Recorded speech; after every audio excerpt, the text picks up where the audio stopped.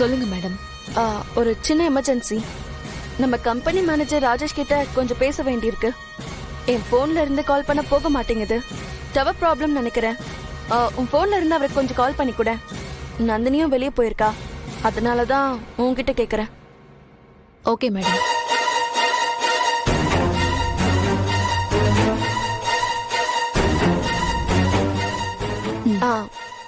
நீங்களே ராஜேஷ்க்கு கால் பண்ணிடுங்களேன். Okay madam.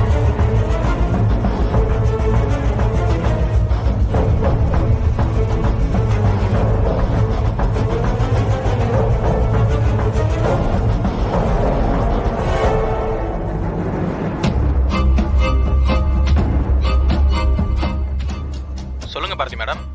Rajesh, நான் மித்ரா பேசுறேன். Yes madam. நான் புது ப்ராஜெக்ட்ஸ் விஷயமா டாக்குமெண்ட்ஸ் கேட்டிருந்தேனே, அதை வாங்கிட்டீங்களா? வாங்கிட்டேன் மேடம். எல்லாமே ரெடியா என்கிட்ட தான் இருக்கு. என்னாச்சு மேடம்? ஓகே, டாக்குமெண்ட்ஸ் எல்லாம் பத்திரமா வச்சுக்கோங்க. நம்ம கம்பெனி ரீஓபன் ஆனதும் நான் உங்ககிட்ட இருந்ததை கலெக்ட் பண்ணிக்கிறேன். ஓகே மேடம், நான் வச்சுக்கிறேன். Okay, thanks Bharathi. It's okay madam. அது எப்படி பாரதி, ஒவ்வொரு தடவையும் வேற வேற மாதிரி இருக்க?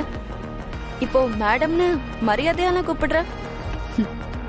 மேடம், இது கம்பெனி விஷயம். என்ன இருந்தாலும் நான் உங்ககிட்ட வேலை பார்க்கறேன். பர்சனல் லைஃபையும் ப்ரொஃபஷனல் லைஃபையும் மிக்ஸ் பண்ணிக்க கூடாதுன்னு நான் ரொம்ப தெளிவா இருக்கேன்.